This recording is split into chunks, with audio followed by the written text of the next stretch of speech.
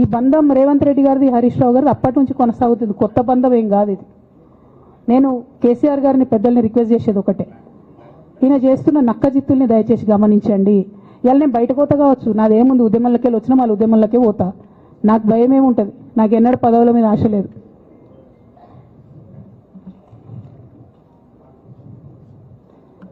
Party నుంచి వచ్చిన ఎమ్మెల్సీకి speaker ఫార్మాట్లో చైర్మన్ గారికి నేను పంపుతా ఉన్నాను రాజీనామా పత్రాన్ని. అట్లానే బీఆర్ఎస్ పార్టీ ప్రాథమిక సభ్యత్వానికి కూడా గౌరవ పెద్దలు కేసీఆర్ గారికి రాజీనామాను పంపుతా ఉన్నాను. దీన్ని మన రావుల చంద్రశేఖర్ రెడ్డి గారికి తెలంగాణ భవన్కి వారికి నేను పంపుతా ఉన్నాను. ఎందుకు ఇవి ఇప్పుడే చూపించినా అంటే పదవుల మీద నాకు ఎప్పుడు ఆశ లేదు. మేము ఉద్యమంలోకి వచ్చింది ఎందుకంటే మా నాన్న ఒక్కరు ఇంత ఒంటరి పోరాటం చేస్తున్నారు, ఎంత వీలైతే అంత ఆయనకు మద్దతు ఇవ్వాలని వచ్చినాం. ఆనాడు మేము ఉద్యమంలోకి వచ్చినప్పుడు పార్టీ అధికారంలోకి వచ్చే ఆస్కారమే లేకుండే, తెలంగాణ వస్తుందో రాదే అనే అనుమానాలు అంతటా ఉండే.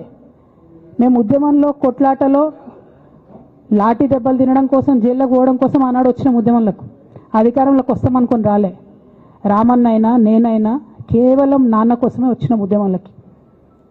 అందుకే మా కుటుంబం మీద కుట్ర. ఈ కుట్రను గమనించమనే నేను మా కుటుంబాన్ని కోరుతా ఉన్నా. ఇక పెద్ద సార్కు నీడలాగా సంతోష్ రావు గారు ఉంటారు.